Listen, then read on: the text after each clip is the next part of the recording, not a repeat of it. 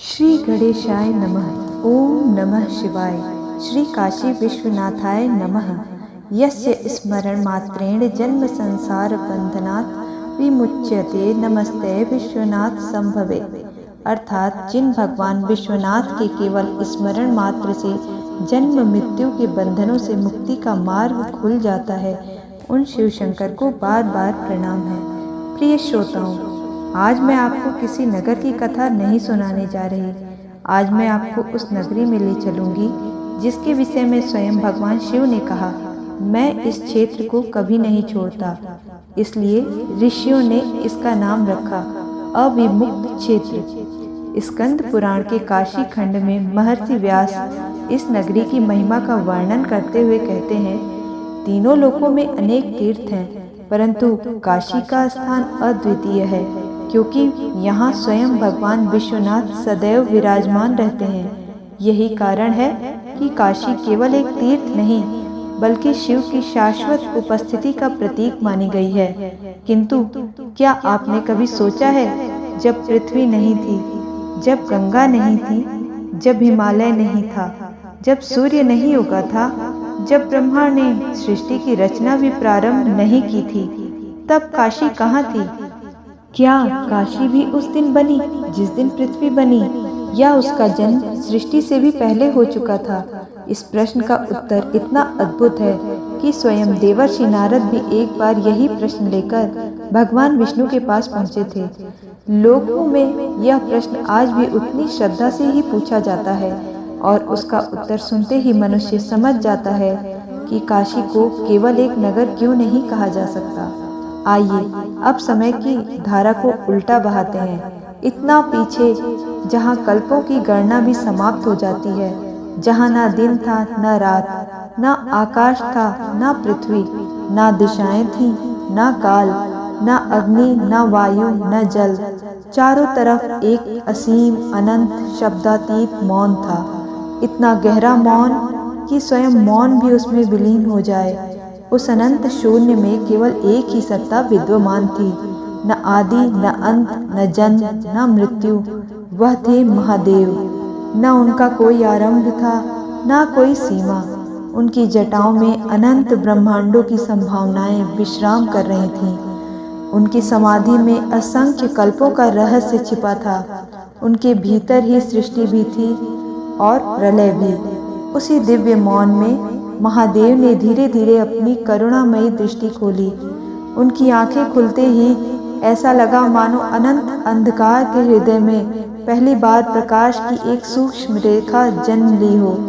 उन्होंने चारों ओर देखा। अभी कोई भी जीव नहीं था जो उनका नाम ले, कोई भक्त नहीं था जो उन्हें पुकारे, कोई तीर्थ नहीं था जहाँ भटक कर आत्मा विश्राम पा सके। तभी महादेव के हृदय में एक संकल्प जागा। वह संकल्प किसी राज्य का नहीं था, किसी पर्वत का नहीं था, वह संकल्प था करुणा का। महादेव ने मन ही मन कहा, एक दिन असंख्य जीव जन्म लेंगे, वे मोह में पड़ेंगे, कर्मों में बंधेंगे, सुख दुख के चक्र में भटकेंगे। उन्हें केवल ऐसा आश्रय चाहिए जहाँ पहुंचकर उन्हें यह अनुभव हो कि वो अकेले नहीं हैं। मैं उन्हें ऐसा स्थान दूंगा जहाँ मेरा सानिध्य कभी समाप्त न हो, जहाँ मृत्यु का भी भय कारण न रहे, बल्कि सत्य के द्वार में बदल जाए, जहाँ आने वाला प्रत्येक जीव यह अनुभव करे कि उसका अपना भी कोई घर है। यह कहकर महादेव ने अपनी इच्छा शक्ति से एक दिव्य ज्योति प्रकट की। वह ज्योति किसी सूर्य की नहीं थी। उसका प्रकाश बाहर नहीं, भीतर फैलता था। उस प्रकाश ने धीरे धीरे एक दिव्य नगरी का रूप लेना प्रारंभ कर दिया। न वहाँ ईंटें थीं, न पत्थर, न महल, न सड़कें, फिर भी वह पूर्ण थी। उसका प्रत्येक कण चेतना से स्पंदित था। उसे देखकर ऐसा प्रतीत होता था मानो स्वयं ब्रह्म ज्ञान ने आकार धारण कर लिया हो। महादेव ने उस दिव्य नगरी को अपने त्रिशूल पर धारण किया। उन्होंने कहा, जब तक सृष्टि नहीं बनती यह मेरे साथ रहेगी, और जब सृष्टि बनेगी तब भी इसका वास्तविक आधार पृथ्वी नहीं, मेरा त्रिशूल ही होगा। यही कारण है कि प्राचीन परंपरा में कहा जाता है, प्रलय में जब सब कुछ नष्ट हो जाता है तब भी काशी नष्ट नहीं होती, क्योंकि उसका आधार स्वयं महादेव है। इसी भाव को अनेक संतों ने अपने प्रवचनों में भी व्यक्त किया है। लेकिन महादेव ने जिस नगरी की रचना की उसमें अभी जीवन नहीं था, गंगा अभी अवतरित नहीं हुई थी, विश्वनाथ ज्योतिर्लिंग अभी प्रकट नहीं हुआ था, और सबसे बड़ा रहस्य, अभी भगवान विष्णु भी वहां नहीं पहुंचे थे। फिर वह कौन सी घटना हुई जिसके कारण स्वयं भगवान विष्णु ने अनगिनत वर्षों तक तप किया? उनके तप से कैसे बना मणिकर्णिका का पवित्र कुंड? और क्यों कहा जाता है कि उसी तपस्या ने काशी को मोक्ष की नगरी बना दिया? स्कंद पुराण के काशी खंड में अब कथा ऐसे मोड़ पर पहुंचती है जहां भगवान विष्णु स्वयं इस दिव्य नगरी में प्रवेश करते हैं, और वहीं से आरंभ होती है मणिकर्णिका के जन्म की अद्भुत गाथा। यह प्रसंग मुख्यतः स्कंद पुराण के काशी खंड में वर्णित काशी महिमा से प्रेरित है। महादेव के त्रिशूल पर विराजमान वह दिव्य नगरी शांत थी। न वहाँ मनुष्य थे, न देवता, न वेदों का उच्चारण, न गंगा की कलकल, केवल एक अलौकिक प्रकाश जो बाहर नहीं भीतर प्रकाशित होता था। उसी समय क्षीर सागर में योग निद्रा से जागे भगवान विष्णु ने उस अद्भुत प्रकाश को देखा। वह प्रकाश किसी लोक का नहीं था, उसमें ऐसी शांति थी जिसे देखकर स्वयं श्री हरि भी कुछ क्षणों के लिए ध्यान मग्न हो गए। उन्होंने अपने हृदय में विचार किया, यह कैसा दिव्य तेज है जिसकी आभा बैकुंठ से भी भिन्न प्रतीत होती है। उसी समय महादेव की वाणी अंतरिक्ष में गूंजी, नारायण, यह मेरी प्रिय नगरी है, यह काशी है। भगवान विष्णु ने हाथ जोड़कर प्रणाम किया। उन्होंने कहा, प्रभु, यह नगरी इतनी अद्भुत क्यों है? महादेव बोले, क्योंकि यह केवल भूमि नहीं, मेरी करुणा का स्वरूप है। जब जीव सृष्टि में जन्म लेंगे तब यह उनके लिए मोक्ष का द्वार बनेगी। भगवान विष्णु की आंखों में भक्ति उमड़ पड़ी। उन्होंने विनम्र होकर कहा, प्रभु, यदि आपकी आज्ञा हो तो मैं भी इस पवित्र क्षेत्र में तपस्या करना चाहता हूँ। महादेव ने प्रसन्न होकर कहा, नारायण, तुम्हारी तपस्या ही इस नगरी की महिमा को और अधिक प्रकाशित करेगी। इतना सुनते ही भगवान विष्णु उस दिव्य क्षेत्र में एक शांत स्थान पर पद्मासन लगाकर बैठ गए। उन्होंने अपनी आंखें बंद कर ली। उनके होठों पर केवल एक ही नाम था, ओम नमः शिवाय। समय बीतने लगा, एक दिन, एक वर्ष, एक युग, फिर अनेक युग, लेकिन भगवान विष्णु अचल बैठे रहे। न उन्होंने भोजन किया, न विश्राम। उनका संपूर्ण चित्त केवल भगवान शिव में लीन था। स्कंद पुराण के काशी खंड में वर्णित है कि श्री हरि ने अत्यंत कठोर तप किया और उनकी तपस्या से समस्त दिशाएं पवित्र हो उठी। जैसे जैसे तप की तीव्रता बढ़ती गई, वैसे वैसे उनके शरीर से दिव्य श्वेत बंधु झरने लगे। वे साधारण जल की बूंदें नहीं थीं, वे भक्ति, समर्पण और तप की अमृत धारा थीं। धीरे धीरे वे बूंदें एक स्थान पर एकत्रित होने लगीं। एक छोटा सा जलाशय बना और फिर वह गहरा होता गया और देखते ही देखते एक दिव्य कुंड में परिवर्तित हो गया। देवताओं ने आश्चर्य से उस कुंड को देखा। महर्षियों ने कहा, यह कोई साधारण सरोवर नहीं है, यह तो भगवान विष्णु की तपस्या का साक्षात फल है। महादेव ने उस कुंड की ओर देखा। उनके मुख पर संतोष की मुस्कान थी। उन्होंने कहा, यह स्थान युगों तक पूजित होगा, लेकिन अभी उसका नाम नहीं रखा गया था। और तभी एक ऐसी घटना घटी जिसने इस कुंड को सदा के लिए अमर बना दिया। एक दिन भगवान शिव स्वयं माता पार्वती के साथ उस कुंड के समीप आए। माता ने उस निर्मल जल में अपना प्रतिबिंब देखा। अभी भगवान विष्णु ध्यान मग्न ही थे। चारों ओर एक ऐसा मौन था मानो समय भी रुक गया हो। उसी क्षण एक दिव्य चमक हुई और माता पार्वती के कान का मणिमय कुंडल ढीला होकर उस पवित्र जल में गिर पड़ा। जल की सतह पर हल्की सी तरंग उठी, फिर सब कुछ शांत हो गया। माता ने तुरंत उस मणि को खोजा। महादेव भी मुस्कुराते हुए जल की ओर देखने लगे, लेकिन वह दिव्य मणि कहीं भी दिखाई नहीं दी। यहीं से आरंभ होती है उस रहस्य की कथा जिसके कारण इस स्थान का नाम पड़ा मणिकर्णिका। किंतु क्या वास्तव में वही मणि आज भी उस पवित्र कुंड में छुपी हुई है? स्कंद पुराण इस प्रसंग को किस प्रकार बताता है और काशी की प्राचीन जन श्रुतियाँ माता पार्वती के क्रोध और अनंत चिता की कथा कैसे सुनाती हैं। यह वही क्षण है जहाँ शास्त्र और लोक परंपरा एक दूसरे का हाथ थामते हैं और यहीं से आरंभ होगा हमारी महागाथा का अगला अत्यंत रहस्यमय अध्याय। भगवान शिव और माता पार्वती उस दिव्य कुंड के किनारे खड़े थे। भगवान विष्णु अभी भी समाधि में लीन थे। उनकी तपस्या का तेज पूरे क्षेत्र को प्रकाशित कर रहा था। माता पार्वती ने अपने कान को स्पर्श किया और अचानक उनके मुख पर आश्चर्य की रेखाएं उभर आईं। स्वामी, उन्होंने धीमे स्वर में कहा, मेरे कर्णाभूषण की मणि कहाँ चली गई? भगवान शिव ने शांत दृष्टि से उस जलाशय की ओर देखा। जल बिल्कुल निर्मल था। उसमें आकाश का प्रतिबिंब स्पष्ट दिखाई दे रहा था, लेकिन मणि वह कहीं नहीं दिखाई दे रही थी। माता पार्वती स्वयं उस पवित्र जल के समीप गईं। उन्होंने अपने हाथों से जल हटाया, हर कोने को देखा, किंतु मणि मानो पृथ्वी की गोद में समा चुकी थी। तभी भगवान विष्णु ने अपनी समाधि खोली। उन्होंने माता के मुख पर चिंता देखी और विनम्रता पूर्वक पूछा, माते क्या हुआ?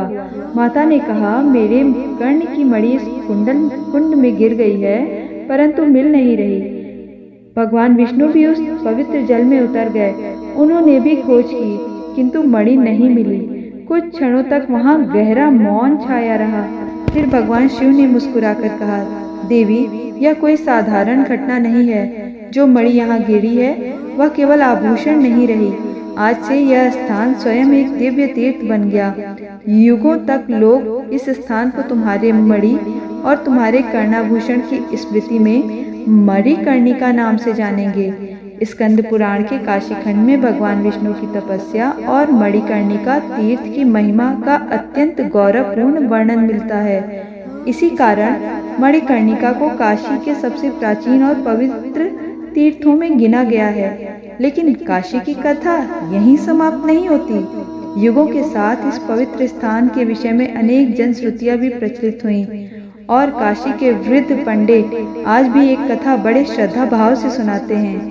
वे कहते हैं, यह एक लोक श्रुति है, शास्त्र का प्रत्यक्ष वचन नहीं, पर पीढ़ियों से काशी की स्मृति में जीवित है।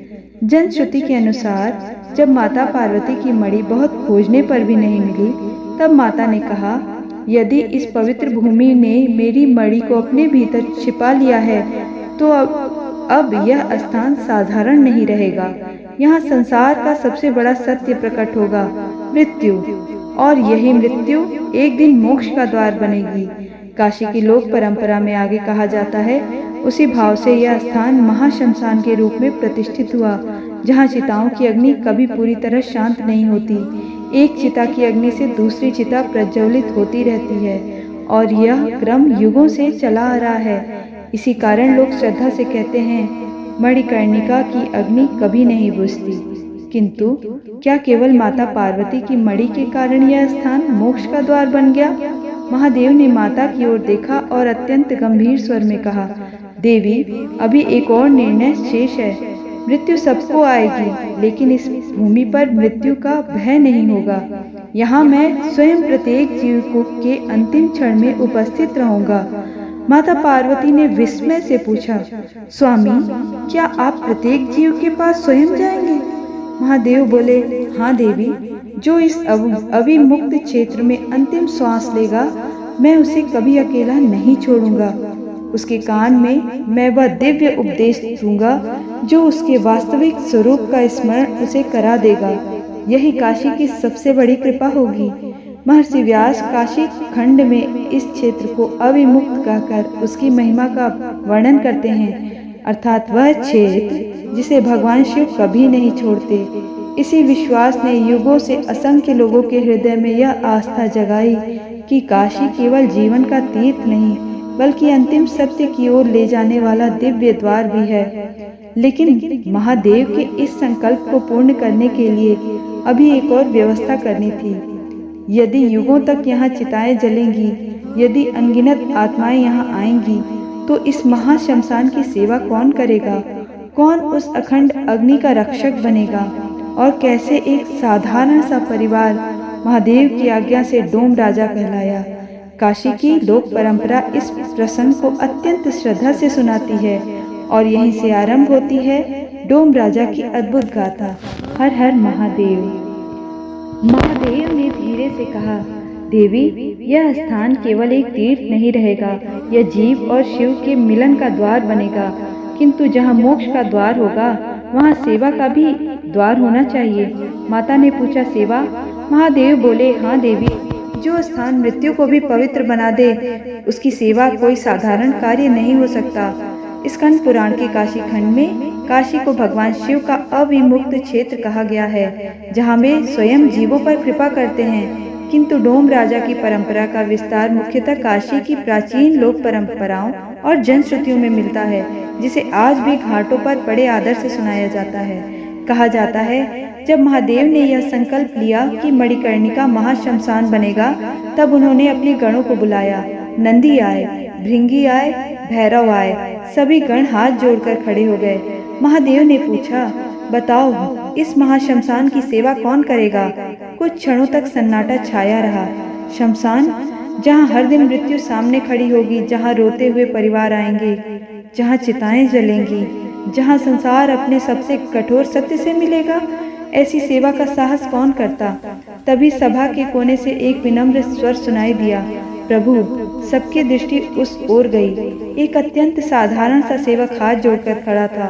उसके वस्त्र सामान्य थे, न कोई राजसी वैभव, न कोई अलौकिक तेज, लेकिन उसके हृदय में अटूट भक्ति थी। उसने कहा, यदि आपकी आज्ञा हो तो यह सेवा मैं करूं? देवताओं ने आश्चर्य से उसकी ओर देखा। महादेव के मुख पर मंद मुस्कान फैल गई।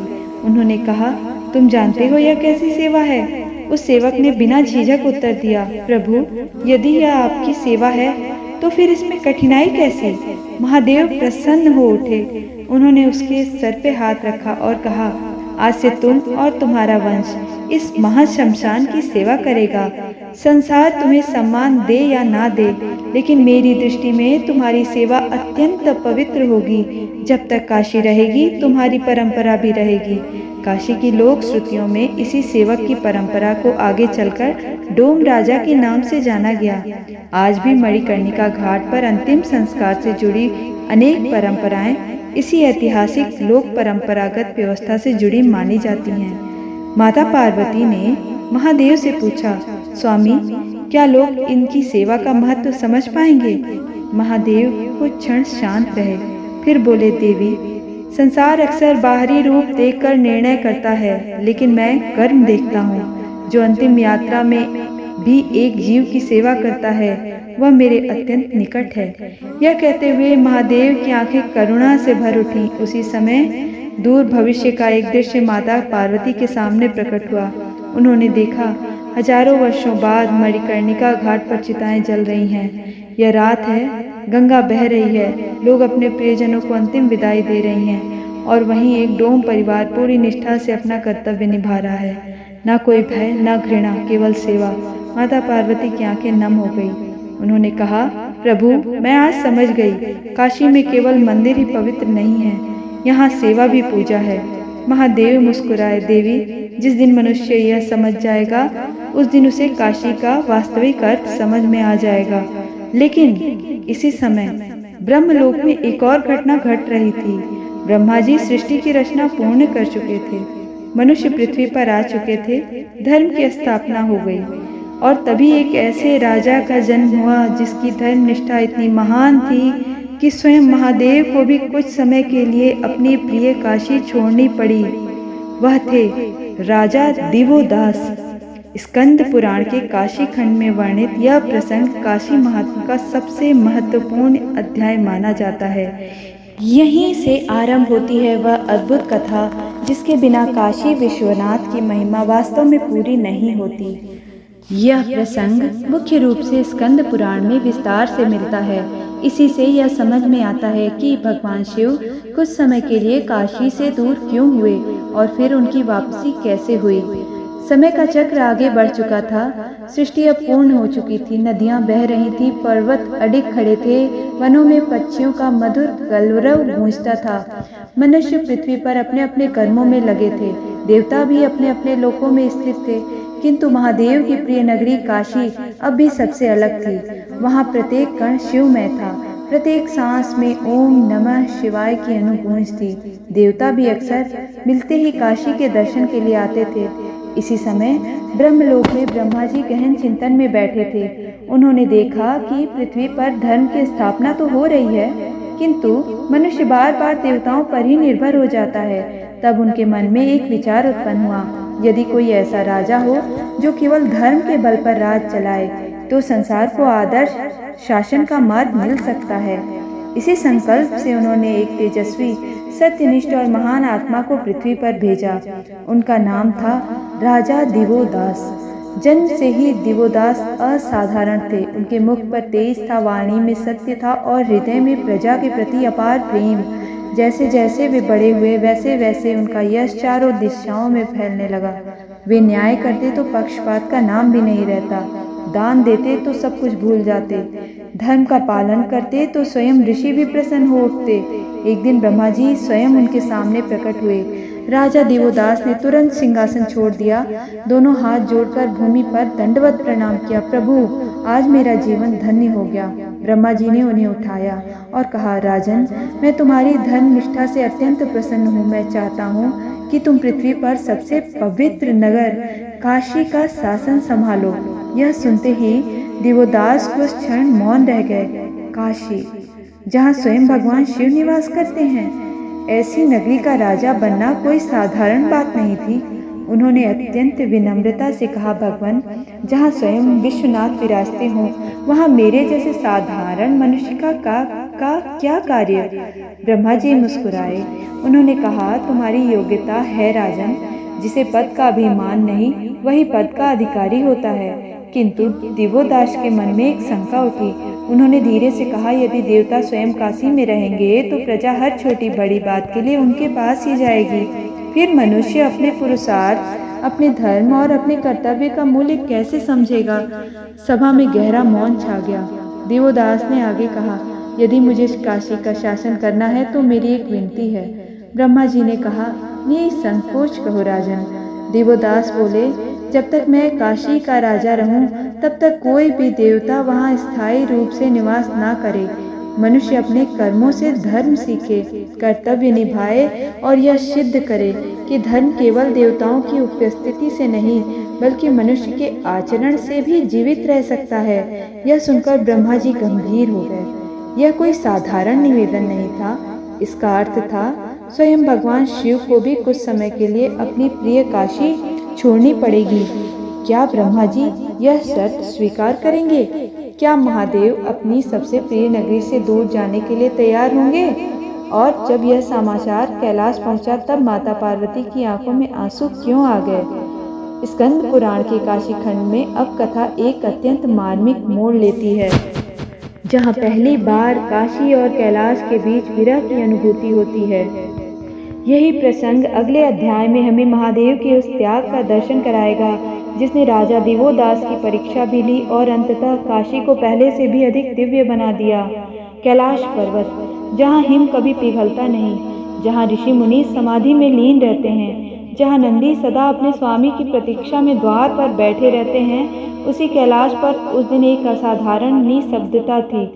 भगवान ब्रह्मा ने राजा दिवोदास की प्रार्थना महादेव के सम्मुख रखी। कुछ क्षणों तक कोई कुछ नहीं बोला। नंदी की दृष्टि अपने स्वामी पर थी। भृंगी स्थिर खड़े थे। देवताओं के हृदय में भी एक ही प्रश्न था, क्या भगवान शिव अपनी प्रिय काशी छोड़ देंगे?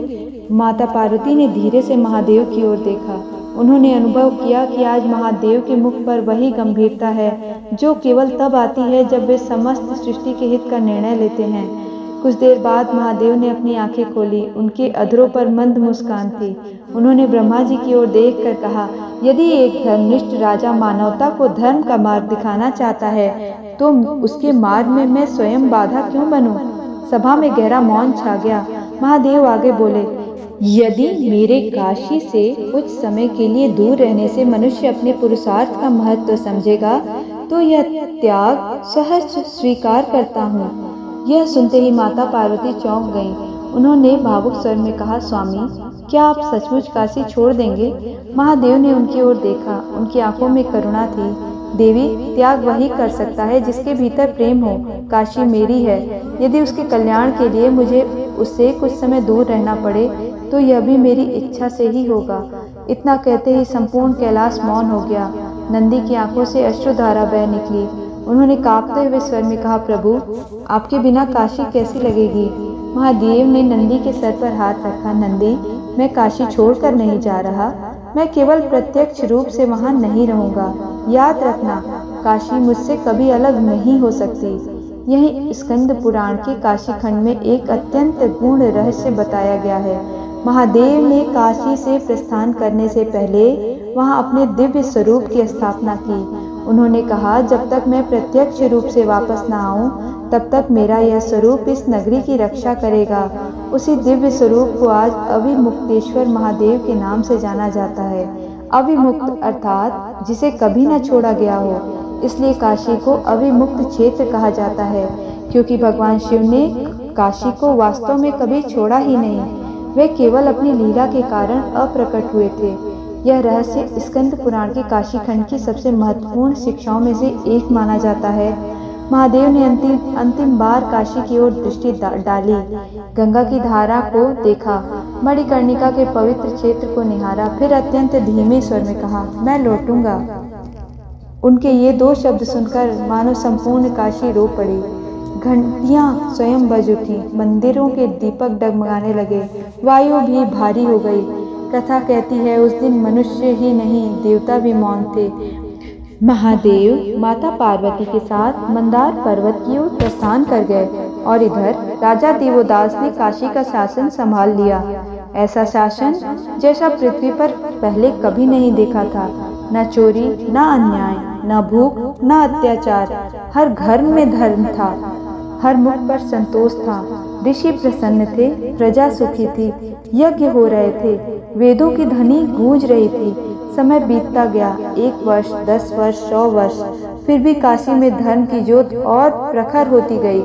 देवताओं ने यह सब देखा, वह भी प्रसन्न हुए और आश्चर्यचकित भी। इंद्र ने ब्रह्मा जी से कहा, भगवान, दिवोदास ने तो पृथ्वी पर सर्प जैसा राज्य स्थापित कर दिया है, किंतु उधर कैलाश में बैठी माता पार्वती का मन बार बार काशी की ओर चला जाता। एक दिन उन्होंने महादेव से पूछा, स्वामी, क्या आपको अपनी काशी की याद नहीं आती? महादेव कुछ क्षण मौन रहे, फिर उनकी आंखों में करुणा झलक उठी। उन्होंने इतना ही कहा, देवी, शिव अपनी काशी से कभी दूर नहीं रह सकता। यह वही क्षण था जब महादेव ने निश्चय किया, अब समय आ गया है काशी लौटने का। लेकिन एक समस्या थी। महादेव ने स्वयं राजा दिवोदास के धर्म का सम्मान करने का वचन दिया था। वे बलपूर्वक काशी वापस नहीं जा सकते थे। तब उन्होंने एक अद्भुत योजना बनाई। उन्होंने सोचा, यदि दिवोदास स्वयं वैराग्य स्वीकार कर लें, यदि वे स्वयं मुझे वापस बुलाएं, तभी मैं लौटूंगा। और इस योजना का पहला चरण था 64 योगिनियों को काशी भेजना। स्कंद पुराण के काशी खंड में यह प्रसंग अत्यंत रोचक है। महादेव ने अपनी 64 योगिनियों को बुलाया और मुस्कुरा कर कहा, जाओ, काशी जाओ और देखो, क्या मेरे बिना भी कोई उस नगरी को छोड़ सकता है। यहीं से आरंभ होती है 64 योगिनियों की अद्भुत लीला, जिसमें स्वयं योगिनियां भी काशी के प्रेम में ऐसी बंध जाती हैं कि लौटना ही भूल जाती हैं। मंदार पर्वत पर बैठे भगवान शिव ने अपनी दिव्य दृष्टि से काशी की ओर देखा। राजा दिवोदास का राज्य प्रतिदिन अधिक धर्ममय होता जा रहा था। प्रजा प्रसन्न थी, यज्ञों का धुआं आकाश तक पहुंच रहा था, ऋषि संतुष्ट थे और चारों तरफ धर्म की ही चर्चा थी। माता पार्वती ने मुस्कुरा कर कहा, स्वामी देखिए, आपके बिना भी काशी कितनी सुंदर दिखाई दे रही है। महादेव ने गंभीर स्वर में उत्तर दिया, देवी, काशी की सुंदरता उसके भवनों में नहीं, उसके धर्म में है और दिवोदास धर्म का पालन कर रहे हैं, इसलिए मैं उनसे बहुत प्रसन्न हूँ। फिर भी महादेव का हृदय अपनी प्रिय नगरी के लिए तड़प रहा था। उन्होंने अपने चारों ओर बैठी 64 योगिनियों की ओर देखा। वे सभी आदि शक्ति की दिव्य स्वरूप थीं। प्रत्येक योगिनी अपने भीतर बहुत सी सिद्धियां धारण किए हुए थी। महादेव ने कहा, हे देवियों, तुम काशी जाओ और वहां रह कर देखो, क्या समय आ गया है कि मैं अपनी प्रिय नगरी में लौटूं? योगिनियों ने एक साथ प्रणाम किया। जैसी आपकी आज्ञा प्रभु। क्षण भर में वे प्रकाश की रेखाओं के समान आकाश में विलीन हो गईं। कुछ ही समय बाद वे काशी पहुंच गईं। जैसे ही उन्होंने उस नगरी में प्रवेश किया, गंगा की शीतल हवा उनके मुख से टकराई, घंटियों की मधुर ध्वनि उनके कानों में पड़ी, मंदिरों में वेद मंत्र गूंज रहे थे, घाटों पर ऋषि तप कर रहे थे, गंगा की लहरें सूर्य के प्रकाश में स्वर्ण के समान चमक रही थी। मणिकर्णिका शांत थी, लेकिन उसकी अग्नि तब भी अनवरत जल रही थी। योगिनियां एक दूसरे को देखने लगीं। उनमें से एक ने धीरे से कहा, क्या यही वह नगरी है जिसे छोड़कर स्वयं महादेव भी विरह का अनुभव करते हैं? दूसरी मुस्कुराई, अब समझ में आया। तीसरी बोली, यहाँ की वायु भी ओम नमः शिवाय का जप करती प्रतीत होती है। दिन बीतते गए, योगिनियां अपना कार्य भूलने लगीं। वे काशी के विभिन्न तीर्थों में भ्रमण करने लगीं। कहीं वे गंगा तट पर ध्यान करती, कहीं विश्वनाथ की अदृश्य उपस्थिति का अनुभव करती, कहीं मणिकर्णिका की अग्नि को निहारती और कहीं साधुओं की भक्ति देखकर भाव विभोर हो जाती। स्कंद पुराण के काशी खंड में वर्णन मिलता है कि महादेव द्वारा भेजी गई शक्तियां स्वयं काशी के आकर्षण में ऐसी बंध गईं कि वे लौटकर कैलाश नहीं पहुंची। यह प्रसंग इस भाव को प्रकट करता है कि काशी का आध्यात्मिक आकर्षण देव शक्तियों को भी अपनी ओर खींच लेता है। कई महीने बीत गए। मंदार पर्वत पर बैठे महादेव प्रतीक्षा करते रहे। उन्होंने मुस्कुराकर कहा, देवी, लगता है मेरी योगिनियां भी काशी की हो गई हैं। माता पार्वती भी मंद मंद मुस्कुराई। स्वामी, जिस नगरी को आप अपना घर कहते हैं, उसे छोड़ना भला किसके लिए सरल होगा? महादेव ने नंदी की ओर देखा। अब किसी और को भेजना होगा। उन्होंने सूर्यदेव का स्मरण किया। क्षण भर में संपूर्ण आकाश प्रकाश से भर गया। 7 घोड़ों वाले दिव्य रथ पर आरूढ़ भगवान सूर्य वहां उपस्थित हुए। उन्होंने हाथ जोड़कर कहा, प्रणाम देवाधिदेव। महादेव बोले, भास्कर, तुम काशी जाओ। देखो, क्या अब लौटने का समय आ गया है? सूर्यदेव ने विनम्रता पूर्वक आज्ञा स्वीकार की। वे काशी पहुँचे। उनके आगमन से पूरी नगरी स्वर्णिम प्रकाश से नहा उठी। उन्होंने देखा, प्रातः काल गंगा स्नान करते श्रद्धालु, वेदों का उच्चारण करते ब्राह्मण, धर्म पूर्वक राज्य चलाते राजा दिवोदास और हर दिशा में भक्ति का वातावरण। सूर्यदेव ने मन ही मन कहा, यह नगरी तो स्वयं तप का फल है। वे लौटने ही वाले थे, किंतु काशी का मोह उन्हें भी रोकने लगा। लोक परंपरा में कहा जाता है कि सूर्यदेव ने काशी में अनेक स्थानों पर अपने रूप स्थापित किए। आज भी काशी में आदित्य के अनेक प्राचीन मंदिर इसी परंपरा से जुड़े माने जाते हैं।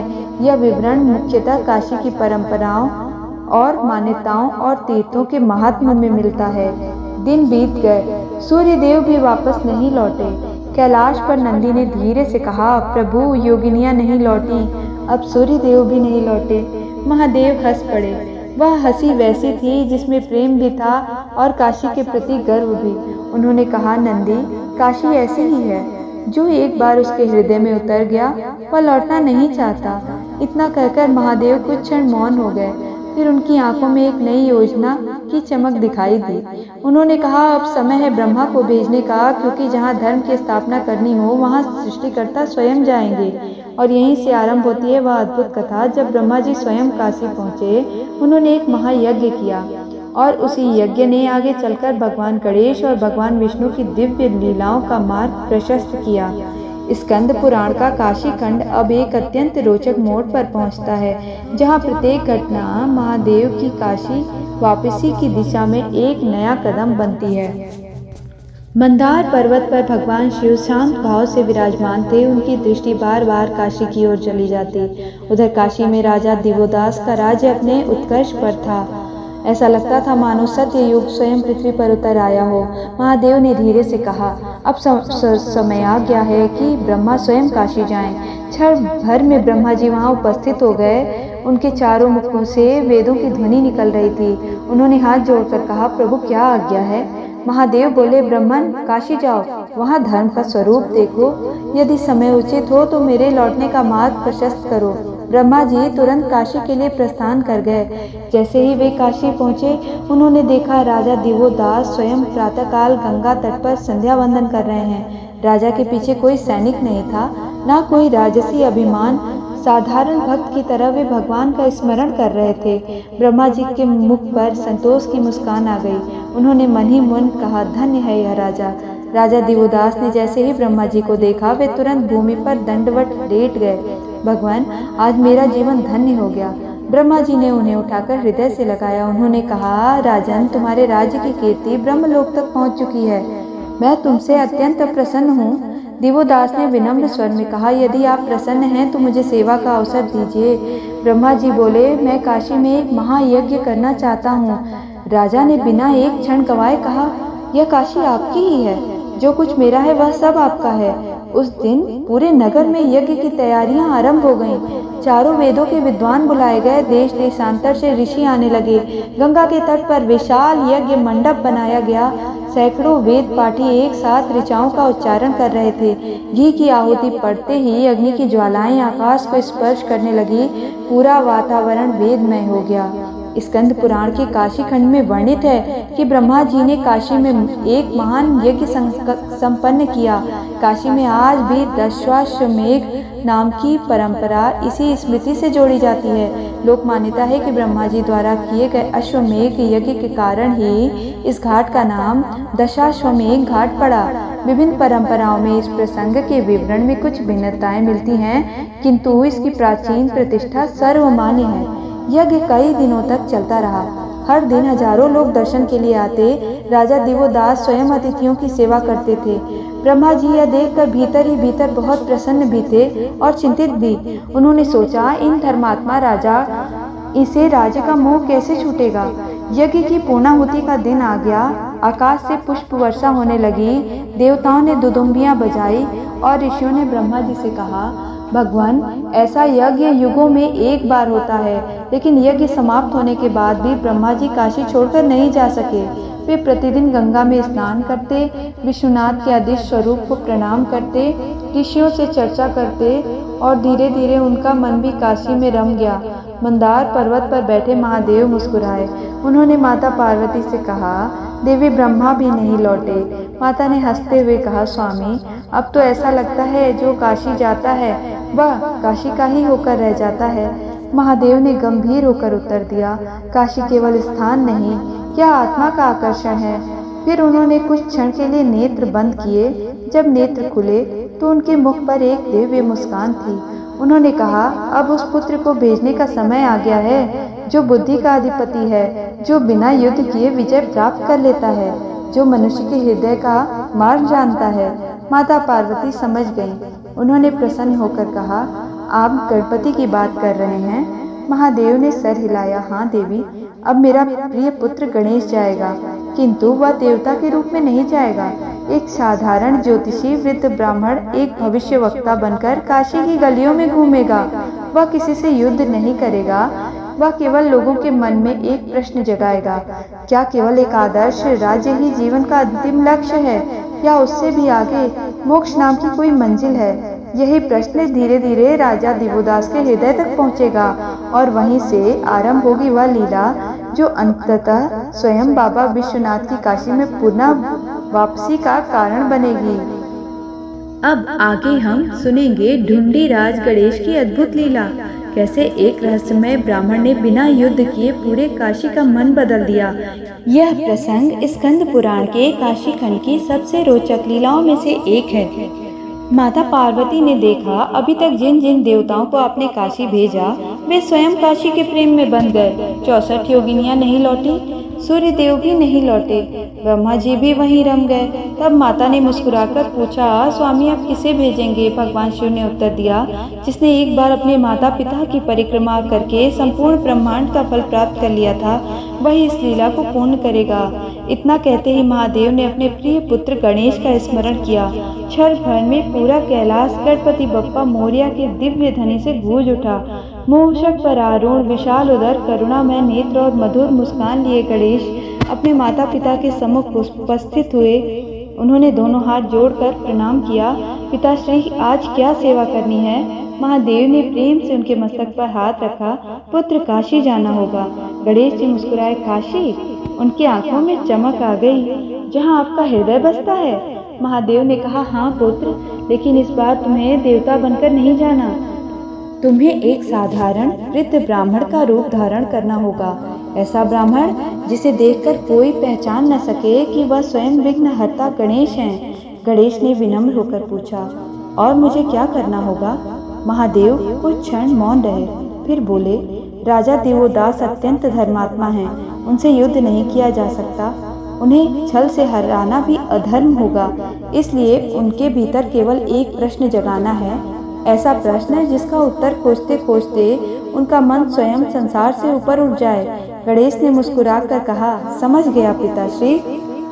जहाँ बुद्धि की आवश्यकता होती है वहाँ शस्त्र नहीं, प्रश्न काम करते हैं। महादेव प्रसन्न हो उठे। जाओ पुत्र, अब समय तुम्हारी लीला का है। स्कंद पुराण के काशीखंड में निर्णय मिलता है कि भगवान गणेश ने काशी में एक विशेष रूप धारण करके महादेव की लीला को आगे बढ़ाया। काशी की प्राचीन परंपराओं ने ढूंढीराज गणेश के रूप में अत्यंत श्रद्धा से पूजती है। आज भी विश्वनाथ मंदिर के दर्शन से पहले ढूंढीराज गणेश के दर्शन की परंपरा इसी स्मृति से जुड़ी मानी जाती है। उधर एक सुबह काशी की गलियां सामान्य दिनों की तरह जीवंत थी। कहीं शंख बज रहे थे, कहीं गंगा जल से आंगन धोए जा रहे थे, कहीं वेद पाठी बालक अपने गुरु के पीछे पीछे चल रहे थे। उसी समय एक अत्यंत वृद्ध ब्राह्मण नगर के मुख्य मार्ग पर धीरे धीरे चलता हुआ दिखाई दिया। उसके हाथ में एक पुरानी कमंडल थी, कंधे पर जर्जर वस्त्र, सफेद लंबी दाढ़ी, आंखों में ऐसा तेज जिसे देखकर लोग अनायास ही रुक जाते। वह किसी से कुछ भी ना मांगता था, ना किसी को अपना परिचय देता, बस मुस्कुराकर लोगों की ओर देखता और कभी कभी केवल एक वाक्य कह देता, संसार में जो मिला है क्या वही अंतिम सत्य है।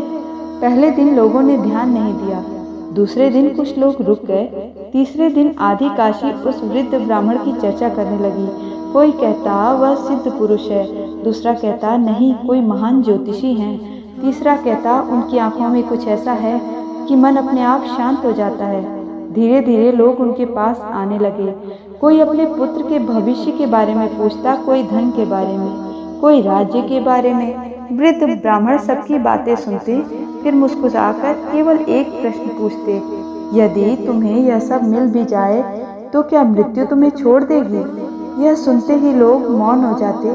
फिर वे कहते, तो फिर उस सत्य को खोजो जो मृत्यु के बाद भी तुम्हारे साथ रहेगा।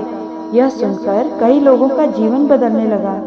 कुछ व्यापारियों ने लोभ छोड़ दिया, कुछ युवकों ने माता पिता की सेवा प्रारंभ कर दी, कुछ विद्वानों ने अहंकार त्याग दिया और धीरे धीरे यह चर्चा राजमहल तक पहुंच गई। एक मंत्री ने राजा दिवोदास से कहा, महाराज, नगर में एक अद्भुत ब्राह्मण आए हैं। वे भविष्य नहीं बताते, वे मनुष्य का मन बदल देते हैं। राजा दिवोदास ने आश्चर्य से पूछा, मन बदल देते हैं?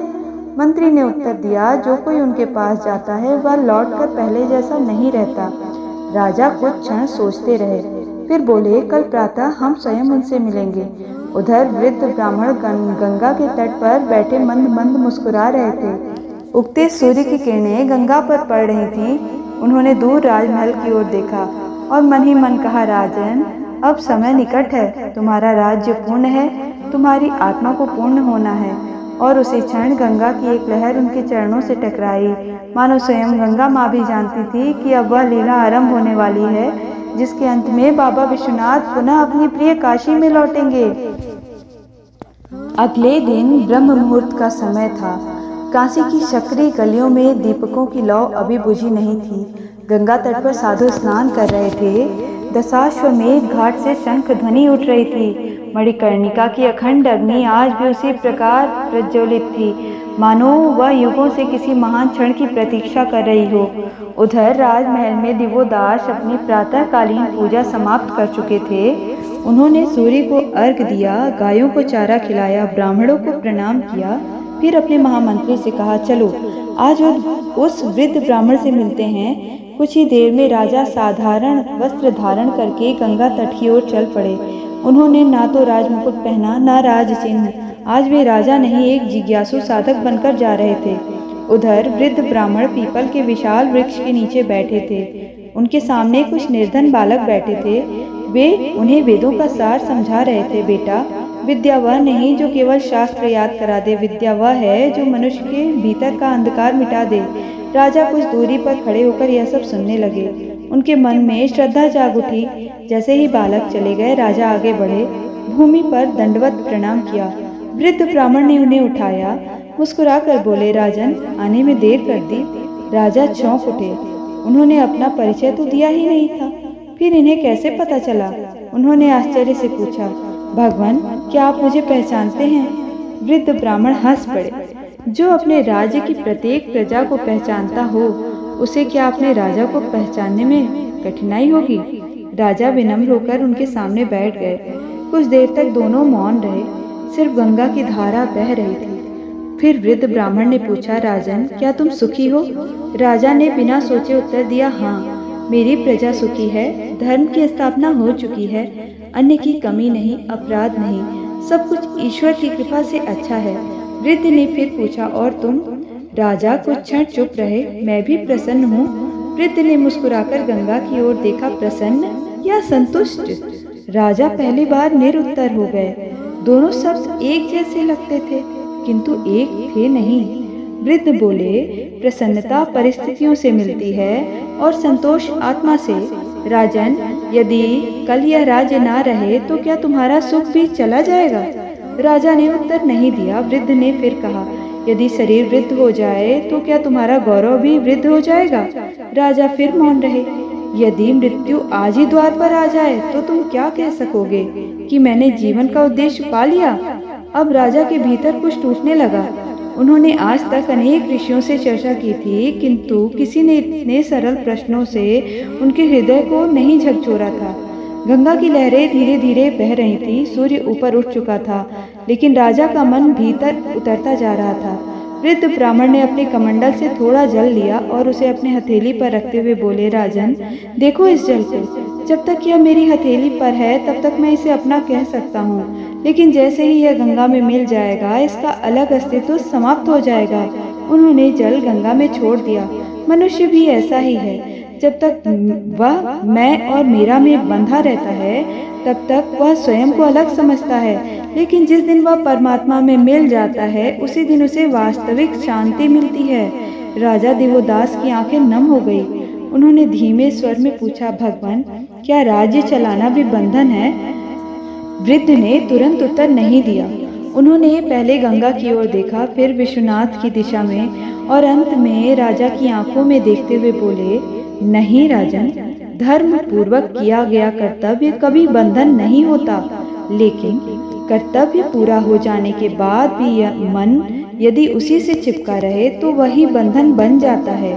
यह सुनते ही राजा के भीतर जैसे बिजली कौंध गई। उन्हें पहली बार अनुभव हुआ कि वे राज्य के स्वामी नहीं, उसके संरक्षक हैं, और एक दिन उन्हें यह दायित्व भी छोड़ना होगा। स्कंद पुराण के काशी खंड में राजा दिवोदास के हृदय में धीरे धीरे वैराग्य जागृत होने का वर्णन मिलता है। विभिन्न प्रसंगों के माध्यम से उनका मन सांसारिक शासन से ऊपर उठकर परम सत्य की ओर अग्रसर होता है। राजा ने हाथ जोड़कर कहा, गुरुदेव, क्या कल भी आप मुझसे मिलेंगे? वृद्ध ब्राह्मण मुस्कुराए, यदि सत्य की खोज सच्ची है तो मैं प्रतिदिन यहीं मिलूंगा। राजा लौट तो गए, लेकिन उस दिन पहली बार उन्होंने राज्य सिंहासन पर बैठते समय स्वयं से एक प्रश्न पूछा, जिस राज्य को मैं अपना समझता हूँ, क्या वास्तव में वह मेरा है? ठीक उसी क्षण मंदार पर्वत पर बैठे भगवान शिव मुस्कुरा उठे। उन्होंने माता पार्वती से कहा, देवी, पहला द्वार खुल गया। माता ने पूछा, कौन सा द्वार? महादेव ने उत्तर दिया, वैराग्य का। और जब किसी राजा के हृदय में वैराग्य का पहला दीप जल जाता है, तब समझो उसकी आत्मा घर लौटने की तैयारी कर रही है। यहीं से कथा अपने सबसे भावपूर्ण चरण में प्रवेश करती है। अगले भाग में भगवान विष्णु स्वयं एक दिव्य ब्राह्मण के रूप में काशी आएंगे और राजा दिवोदास के साथ उनका संवाद इस लीला को उनके चरम तक पहुंचाएगा। और वहीं से बाबा विश्वनाथ की पुनः काशी वापसी का मार्ग पूर्ण रूप से प्रशस्त होगा। राजा दिवोदास उस दिन राजमहल तो लौट आए, किंतु उनके चरण महल में थे और मन गंगा के उस तट पर बैठा था, जहां उस रहस्यमयी वृद्ध ब्राह्मण ने उनसे केवल कुछ प्रश्न पूछे थे। उस रात काशी में सब कुछ पहले जैसा था। घाटों पर दीप जल रहे थे, गंगा अपनी शाश्वत धारा से बह रही थी। विश्वनाथ का अविमुक्त स्वरूप संपूर्ण नगरी की रक्षा कर रहा था। मणिकर्णिका की अग्नि आकाश की ओर उठती हुई मानो एक ही संदेश दे रही थी, जो आया है उसे एक दिन लौटना ही होगा। किंतु उस रात राजा दिवोदास को नींद नहीं आई। उन्होंने अपने जीवन को पहली बार भीतर से देखना आरंभ किया। उन्होंने सोचा, मैंने न्याय किया, धर्म की रक्षा की, प्रजा का पालन किया, किंतु क्या मैंने स्वयं को जाना? क्या मैं केवल एक राजा हूँ या उससे भी कुछ अधिक? उनके भीतर प्रश्नों का समुद्र उठने लगा। उसी समय मंदार पर्वत पर भगवान शिव ध्यान मग्न बैठे थे। उन्होंने अपनी दिव्य दृष्टि से राजा के हृदय को देखा। उनके मुख पर संतोष की मुस्कान आई। उन्होंने कहा, देवी, बीज अंकुरित हो चुका है। माता पार्वती ने पूछा, अब आगे क्या होगा स्वामी? महादेव बोले, अब वह आएंगे जिन्होंने सृष्टि के प्रत्येक हृदय का रहस्य जाना है। इतना कहकर उन्होंने अपने हृदय में भगवान विष्णु का स्मरण किया। क्षण भर में आकाश दिव्य प्रकाश से भर उठा। शंख की मधुर ध्वनि गूंजी। गरुड़ के पंखों से निकलती दिव्य आभा ने चारों दिशाओं को आलोकित कर दिया। स्वयं श्रीहरि वहां प्रकट हुए। उन्होंने शिव को प्रणाम किया। महादेव, आज्ञा दीजिए। महादेव ने प्रेम पूर्वक कहा, नारायण, अब समय आ गया है कि राजा दिवोदास को अंतिम शिक्षा मिले। गणेश ने उनके मन में प्रश्न जगा दिए हैं, अब तुम उन्हें उत्तर का मार्ग दिखाओ। भगवान विष्णु मुस्कुराए, प्रभु, आपकी इच्छा ही मेरी इच्छा है। स्कंद पुराण के काशी खंड में भगवान विष्णु की भूमिका काशी की महिमा और शिव की लीला में अत्यंत महत्वपूर्ण मानी गई है। कथा की परंपरा में वर्णन आता है कि उन्होंने भी विभिन्न रूपों में इस दिव्य लीला को पूर्ण करने में योगदान दिया।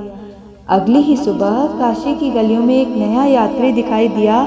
उसके मुख पर अद्भुत तेज था, वस्त्र साधारण थे, हाथ में कमंडल था, माथे पर सुंदर तिलक। उन्हें देखकर कोई भी यह नहीं कह सकता था कि यह स्वयं वैकुंठपति भगवान विष्णु हैं। वह धीरे धीरे गंगा के तट की ओर बढ़े, जहाँ राजा दिवोदास पहले ही उस वृद्ध ब्राह्मण की प्रतीक्षा कर रहे थे। राजा ने उन्हें देखा। मन में अनायास ही श्रद्धा जाग उठी। उन्होंने आगे बढ़कर प्रणाम किया। भगवान, क्या आप किसी तीर्थ से पधारे हैं? दिव्य ब्राह्मण मुस्कुराए, मैं उस तीर्थ से आया हूँ जहाँ पहुँचकर कोई लौटना नहीं चाहता। राजा ने आश्चर्य से पूछा, क्या काशी से भी महान कोई तीर्थ है? ब्राह्मण ने गंगा की ओर देखा, फिर बोले, जहाँ शिव हैं वहीं काशी है, और जहाँ आत्मा अपने वास्तविक रूप को जान ले वहीं मोक्ष है। राजा विस्मित होकर सुनते रहे। ब्राह्मण ने आगे कहा, राजन, तुमने एक आदर्श राज्य बनाया है, किंतु अब तुम्हें अपने भीतर एक और राज्य बसाना है। उस राज्य का नाम है आत्मराज्य। वहाँ न शत्रु है, न मित्र, न विजय, न पराजय, वहाँ केवल सत्य है। राजा की आंखें बंद हो गईं। उनके भीतर जैसे वर्षों से जमा हुआ अहंकार पिघलने लगा। उन्होंने धीमे से पूछा, भगवान, क्या मनुष्य दोनों दायित्व निभा सकता है, राजधर्म भी और आत्मधर्म भी? ब्राह्मण ने उत्तर दिया, जब तक संसार को तुम्हारी आवश्यकता है, राजधर्म निभाओ, लेकिन जिस दिन तुम्हें लगे कि तुम्हारा कार्य पूर्ण हो गया, उस दिन बिना मुंह के उसे छोड़ देना। यही सबसे कठिन तप है। राजा की आंखों से अश्रु बह निकले। उन्होंने पहली बार अनुभव किया कि सिंहासन सेवा का साधन है, स्वामित्व का नहीं। उसी क्षण दूर मणिकर्णिका घाट पर एक चिता की अग्नि प्रज्वलित हुई। उसकी ज्वाला आकाश की ओर उठी, मानो महाकाल यह स्मरण करा रहे हों, राजा हो या रंक, अंतिम यात्रा सबकी एक ही है। गंगा की लहरें धीरे धीरे तट से टकराईं। हवा में मंदिरों की घंटियां गूंज उठी और काशी मानो मौन होकर उस क्षण की प्रतीक्षा करने लगी जब राजा दिवोदास स्वयं भगवान शिव को पुनः काशी लौटने का निमंत्रण देंगे। यही वह क्षण है जहाँ से कथा अपने चरम की ओर बढ़ती है। अब कथा उस क्षण में प्रवेश कर रही है जिसे सुनकर स्वयं देवता भी भाव विभोर उठते हैं। यही वह प्रसंग है जहाँ एक महान राजा अपने जीवन का सबसे बड़ा निर्णय लेने वाला है। यह प्रसंग मुख्यतः स्कंद पुराण में वर्णित काशी महात्म्य पर आधारित है। कथा को श्रवणीय बनाने के लिए संवादों का विस्तार किया गया है, किंतु मूल भाव शास्त्रीय परंपरा के अनुरूप रखा गया है। दिन बीतते गए। राजा दिवोदास अब पहले जैसे नहीं रहे। पहले उनका दिन राज्य सभा से आरंभ होता था और अब गंगा के तट से आरंभ होता था। पहले वे राज्य के विस्तार की चिंता करते थे, अब वे आत्मा के विस्तार का विचार करते थे। महल के सेवक भी यह परिवर्तन देखकर आश्चर्यचकित थे। एक दिन रानी ने पूछा, महाराज, क्या कोई चिंता है?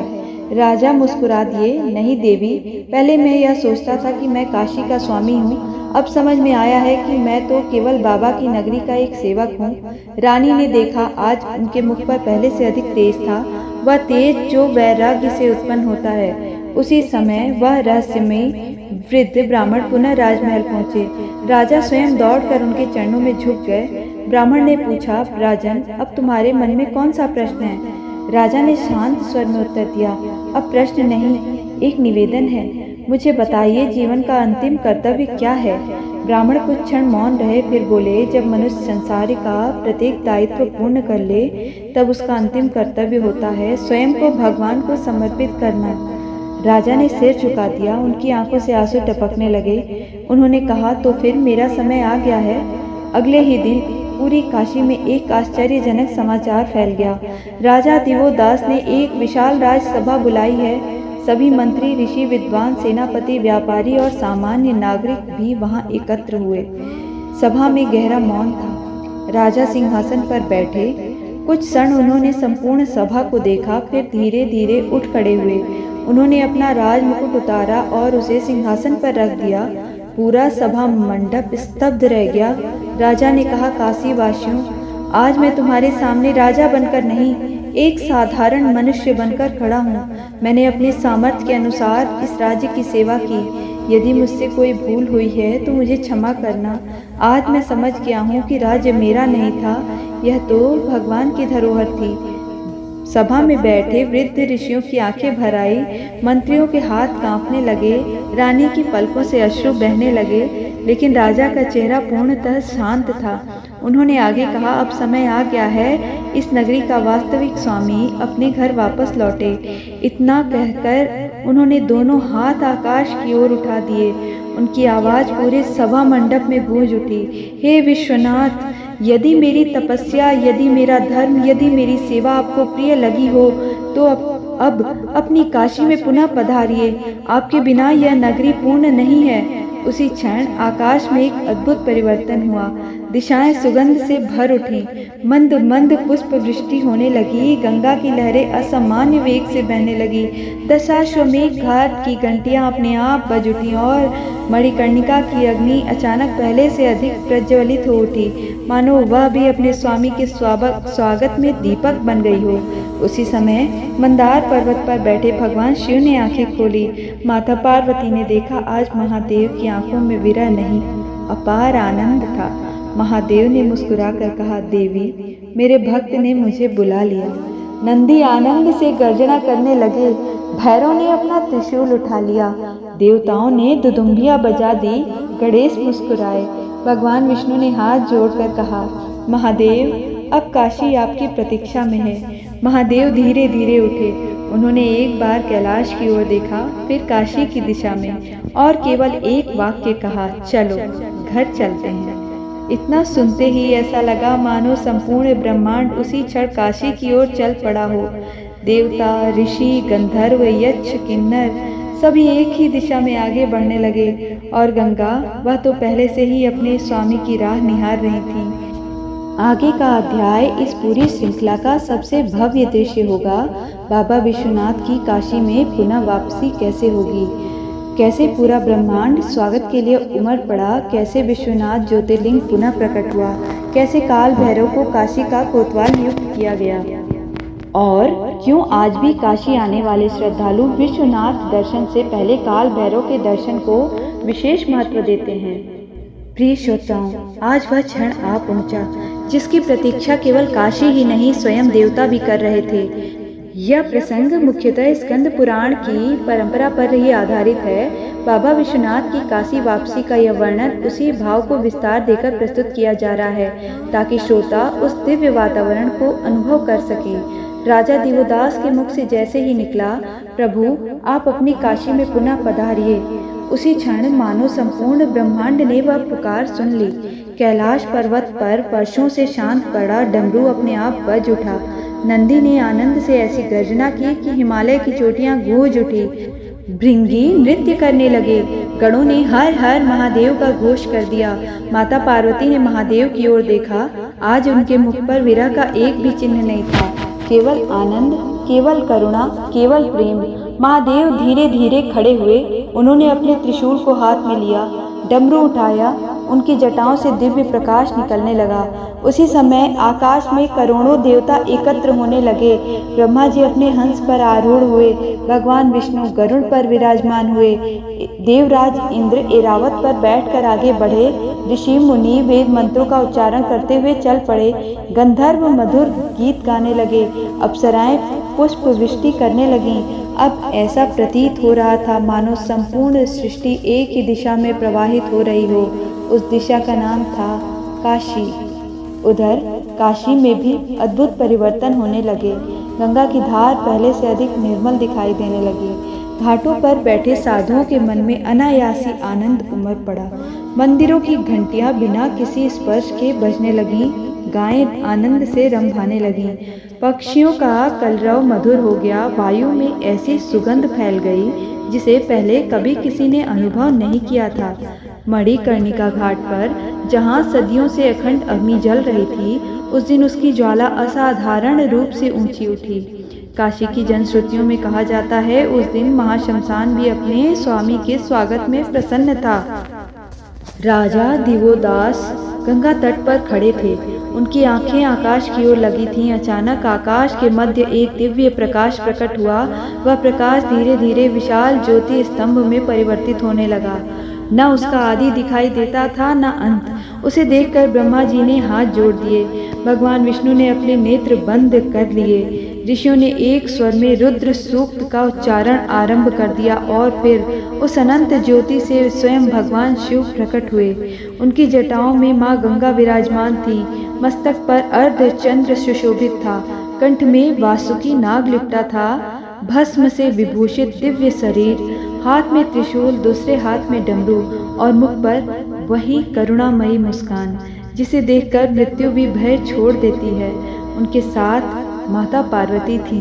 उनके पीछे भगवान गणेश, कार्तिकेय, नंदी, भैरव और असंख्य शिवगण। काशी की धरती ने जैसे ही अपने स्वामी के चरणों का स्पर्श किया, धरती हल्के से कांप उठी। गंगा की लहरें ऊंची उठी, मानो अपने पिता का स्वागत कर रही हूँ। आकाश से पुष्पों की ऐसी वर्षा हुई कि पूरा नगर पुष्पमय हो गया। उस समय राजा दिवोदास दौड़ते हुए महादेव के चरणों में गिर पड़े। उनकी आंखों से अश्रुधारा बह रही थी। वे बोले, प्रभु, आज मेरी काशी पूर्ण हो गई। महादेव ने उन्हें उठाया, अपने हृदय से लगाया और कहा, राजन, आज तुमने सिद्ध कर दिया है कि सच्चा राजा वही है जो समय आने पर राज्य भी त्याग सके। तुमने काशी की रक्षा की, अब काशी तुम्हें मोक्ष देगी। इतना कहकर महादेव उस स्थान की ओर बढ़े जहाँ युगों पहले उन्होंने अपनी दिव्य ज्योति स्थापित की थी।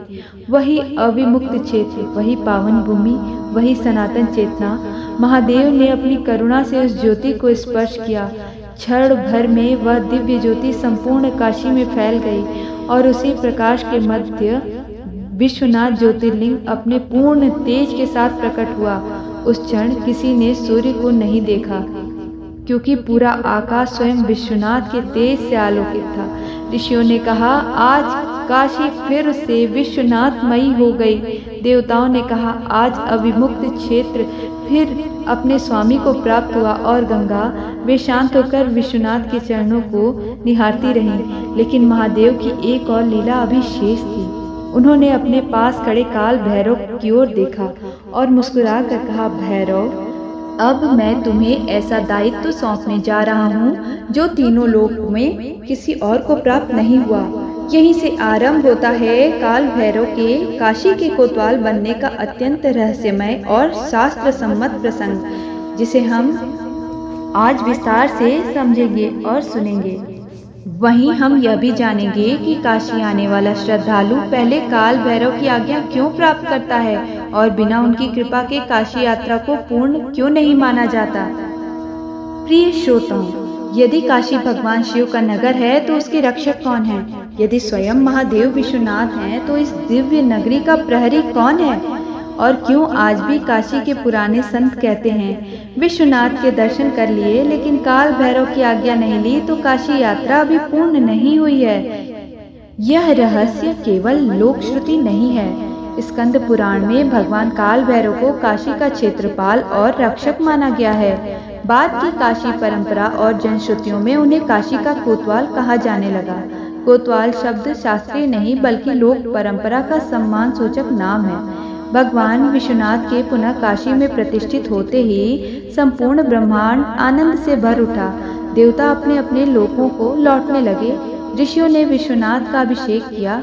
गंगा की धार पहले से भी अधिक पवित्र प्रतीत होने लगी, किंतु महादेव अभी मौन थे। उनकी दृष्टि संपूर्ण काशी पर घूम रही थी। उन्होंने देखा युगों बाद भी यहाँ असंख्य जीव आएंगे, कोई ज्ञान की खोज में, कोई भक्ति की खोज में, कोई अपने पापों का प्रायश्चित करने, कोई अपनी अंतिम यात्रा पूरी करने। महादेव ने मन ही मन कहा, इतनी महान नगरी की रक्षा भी उतनी ही महान होनी चाहिए। इतना कहकर उन्होंने अपने समीप खड़े भैरव की ओर देखा। भैरव, जिनकी आंखों में अग्नि थी किंतु हृदय में अपने स्वामी के प्रति असीम प्रेम, उन्होंने तुरंत दोनों हाथ जोड़ दिए। आज्ञा दीजिए प्रभु। महादेव बोले, भैरव, आज से काशी की रक्षा का संपूर्ण दायित्व तुम्हारा होगा। जो भक्त श्रद्धा लेकर आए उसकी रक्षा करना, जो अधर्म लेकर आए उसके कर्मों का उसे बोध कराना, जो अहंकार लेकर आए उसका अहंकार यहीं छोड़ देना, और जो मेरी शरण में आए उसे कभी निराश मत लौटाना। भैरव ने अपना मस्तक झुका दिया। जैसी आपकी आज्ञा देवाधिदेव। महादेव ने अपना त्रिशूल भूमि पर स्पर्श कराया। उसी क्षण काशी के चारों ओर एक अदृश्य दिव्य रक्षा चक्र बन गया। ऋषियों ने आश्चर्य से देखा। उन्हें लगा मानो स्वयं समय भी इस सीमा के भीतर प्रवेश करने से पहले अनुमति मांग रहा हो। महादेव बोले, भैरव, आज से इस अविमुक्त क्षेत्र में बिना तुम्हारी अनुमति के कोई भी दुष्ट शक्ति प्रवेश नहीं कर सकेगी, और जो यहाँ से जाएगा उसके कर्मों का लेखा भी तुम्हारी दृष्टि से नहीं छिप सकेगा। इसी भाव से काशी की परंपरा में काल भैरव को पाप भक्षण करने वाले और धर्म की रक्षा करने वाले देवता के रूप में भी स्मरण किया जाता है। राजा दिवोदास यह सब देख रहे थे। उन्होंने आगे बढ़कर भगवान भैरव को प्रणाम किया। प्रभु, आज से यह नगरी आपके संरक्षण में है। भैरव ने राजा को उठाया। राजन, तुमने काशी को संभाला, अब मैं संभालूंगा। तभी एक वृद्ध ऋषि ने महादेव से प्रश्न किया, प्रभु, भविष्य में जो लोग दूर दूर से काशी आएंगे उन्हें कैसे पता लगेगा कि वे आपकी नगरी में प्रवेश कर चुके हैं? महादेव मुस्कुराए। उन्होंने कहा, जब कोई श्रद्धा से यहाँ आएगा तो भैरव पहले ही उसकी परीक्षा लेंगे। यदि उसका हृदय निर्मल होगा तो काशी स्वयं उसे अपना लेगी। यदि वह केवल अभिमान लेकर आएगा तो काशी उसके लिए केवल एक नगर बनकर रह जाएगी। यह सुनकर सभी ऋषि भाव विभोर उठे। काशी की प्राचीन परंपरा में आज भी यही विश्वास जीवित है कि काल भैरव केवल दंड देने वाले देवता नहीं हैं, बल्कि योग्य साधक का मार्ग प्रशस्त करने वाले करुणामय रक्षक भी हैं। उसी समय मणिकर्णिका घाट पर एक चिता शांत हुई और उसी अग्नि से दूसरी चिता प्रज्वलित हो गई। महादेव ने उस दृश्य की ओर देखा। उन्होंने कहा, देखो भैरव, यही संसार है। एक जीवन समाप्त होता है, दूसरा प्रारंभ हो जाता है, लेकिन काशी में मृत्यु अंत नहीं, घर लौटने का मार्ग है। यह सुनकर भैरव ने मणिकर्णिका की ओर दंडवत प्रणाम किया। गंगा की लहरें उस अग्नि के प्रकाश को अपने साथ बहाती चली गईं। रात धीरे धीरे उतर रही थी। विश्वनाथ मंदिर में आरती की तैयारी हो रही थी। मणिकर्णिका पर अग्नि जल रही थी। काल भैरव अपनी दिव्य दृष्टि से संपूर्ण काशी की रक्षा कर रहे थे और बाबा विश्वनाथ मंद मंद मुस्कुरा रहे थे, मानो कह रहे हों, अब मेरी काशी पूर्ण है। लेकिन प्रिय श्रोताओं, क्या वास्तव में काशी की कथा यहीं समाप्त हो जाती है? नहीं, क्योंकि अभी एक ऐसा रहस्य शेष है जो स्वयं भगवान शिव ने माता पार्वती को सुनाया था। वह रहस्य है प्रलय के समय काशी का क्या होता है। जब सूर्य नहीं रहेगा, चंद्रमा नहीं रहेगा, पृथ्वी नहीं रहेगी, यहाँ तक कि ब्रह्मा की सृष्टि भी विलीन हो जाएगी, तब क्या काशी भी नष्ट हो जाएगी? क्या वह सचमुच महादेव के त्रिशूल पर सुरक्षित रहती है? और मेरा विश्वास है, जब आप वह अध्याय सुनेंगे तो काशी को कभी केवल एक शहर नहीं कह पाएंगे। प्रिय श्रोताओं, अब हम रहस्य के उस द्वार पर खड़े हैं जिसे काशी महात्म्य का मुकुट कहा गया है। यह कोई साधारण कथा नहीं, यह वह रहस्य है जिसे स्वयं भगवान शिव ने माता पार्वती से कहा। इसका आधार मुख्यतः स्कंद पुराण में वर्णित काशी महात्म्य है। एक दिन विश्वनाथ मंदिर के शिखर पर संध्या का अंतिम प्रकाश पड़ रहा था। गंगा स्वर्णिम आभा में बह रही थी। मणिकर्णिका की अग्नि शांत भाव से जल रही थी। काल भैरव अपनी दिव्य दृष्टि से संपूर्ण काशी की रक्षा कर रहे थे। उसी समय माता पार्वती ने भगवान शिव से एक प्रश्न पूछा, स्वामी, आप बार बार कहते हैं कि काशी अविनाशी है, लेकिन प्रलय के समय तो ब्रह्मा की सृष्टि भी नष्ट हो जाती है। सूर्य भी नहीं रहता, चंद्र भी नहीं रहता, पृथ्वी भी जल में विलीन हो जाती है, तो क्या उस समय भी काशी सुरक्षित रहती है? महादेव मुस्कुराए। उन्होंने गंगा की ओर देखा, फिर धीरे से बोले, देवी, यही काशी का सबसे बड़ा रहस्य है जिसे लोग पृथ्वी पर देखते हैं। वह काशी का केवल दृश्य रूप है, उसका वास्तविक स्वरूप इससे कहीं अधिक दिव्य है। इतना कहकर महादेव ने अपना त्रिशूल उठाया। क्षण भर में माता पार्वती के सामने अद्भुत दृश्य प्रकट होने लगा। उन्होंने देखा, समय तेजी से आगे बढ़ रहा है, युग समाप्त हो रहे हैं, राज्य मिट रहे हैं, पर्वत टूट रहे हैं, समुद्र अपनी सीमाएं छोड़ रहे हैं, सूर्य का प्रकाश मंद पड़ने लगा, चंद्रमा विलीन होने लगा, तारे एक एक करके बुझने लगे, वायु रुक गई, अग्नि शांत हो गई, फिर संपूर्ण पृथ्वी जल में डूब गई। हिमालय तक दिखाई नहीं दे रहा था। गंगा का पृथ्वी वाला प्रवाह समाप्त हो चुका था। काशी भी कहीं दिखाई नहीं दे रही थी। माता पार्वती का हृदय कांप उठा। उन्होंने व्याकुल होकर कहा, स्वामी, क्या काशी भी समाप्त हो गई? महादेव मुस्कुराए। नहीं देवी, ध्यान से देखो। उन्होंने अपने त्रिशूल की ओर संकेत किया। माता ने देखा, अनंत जल राशि के मध्य महादेव का दिव्य त्रिशूल अचल खड़ा है और उसके मध्य भाग पर एक अद्भुत ज्योतिर्मयी नगरी प्रकाशित हो रही है। वही घाट, वही गंगा का दिव्य स्वरूप, वही विश्वनाथ, वही मणिकर्णिका। जब सब कुछ जैसा था वैसा ही, लेकिन अब वह पृथ्वी पर नहीं थी, वह स्वयं महादेव के त्रिशूल पर विराजमान थी। महादेव बोले, देवी, प्रलय पृथ्वी को छू सकता है, काशी को नहीं, क्योंकि काशी किसी राजा की बसाई हुई नगरी नहीं है। काशी मेरी इच्छा से प्रकट हुई है और जब तक मैं हूँ, काशी भी है।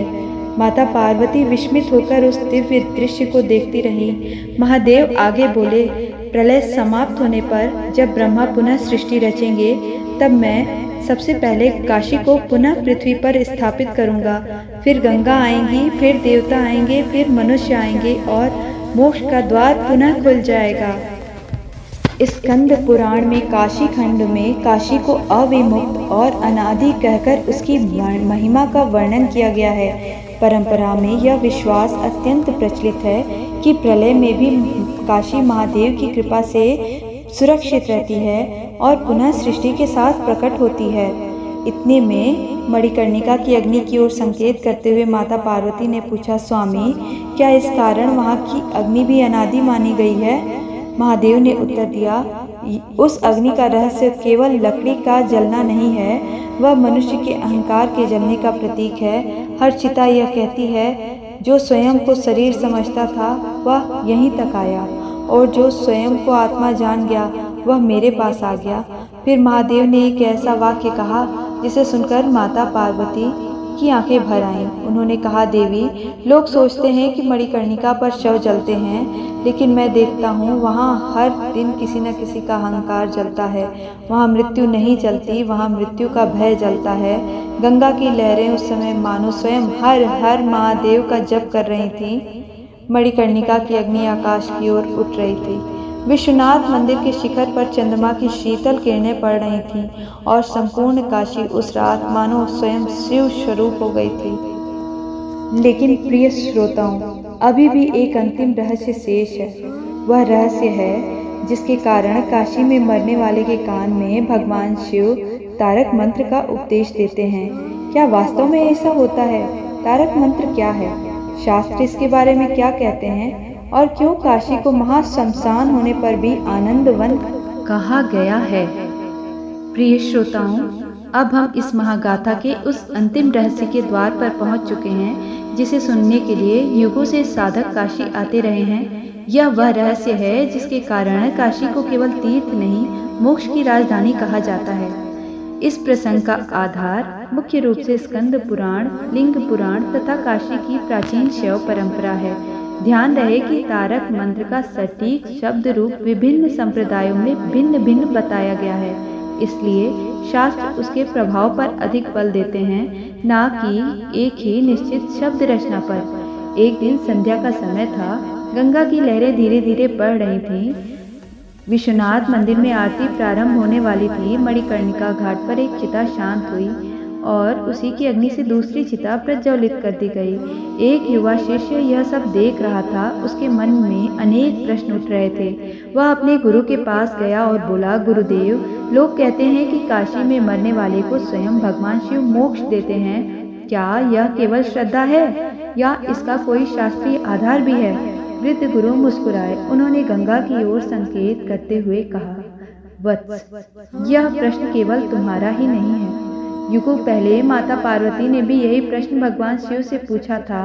इतना कहकर गुरु ने आंखें बंद कर ली और कथा आरंभ हुई। माता पार्वती ने भगवान शिव से पूछा, स्वामी, संसार में असंख्य लोग पाप भी करते हैं, पुण्य भी करते हैं, फिर ऐसा क्यों कहा जाता है कि काशी में मृत्यु होने पर मोक्ष मिल जाता है? महादेव ने उत्तर दिया, देवी, मोक्ष केवल स्थान से नहीं मिलता, मोक्ष ज्ञान से मिलता है। लेकिन काशी वह भूमि है जहाँ अंतिम क्षण में भी ज्ञान का द्वार बंद नहीं होता। माता ने आश्चर्य से पूछा, कैसे? महादेव बोले, जब किसी जीव का अंतिम समय आता है और यदि उसके भीतर सत्य को ग्रहण करने की अंतिम पात्रता शेष है तो मैं स्वयं उसके समीप उपस्थित होता हूँ। मैं उसके कान में वह दिव्य उपदेश देता हूँ जो उसे उसके वास्तविक स्वरूप का स्मरण करा दे। उसी उपदेश को ऋषियों ने तारक कहा है। तारक अर्थात जो भव सागर से पार उतार दे।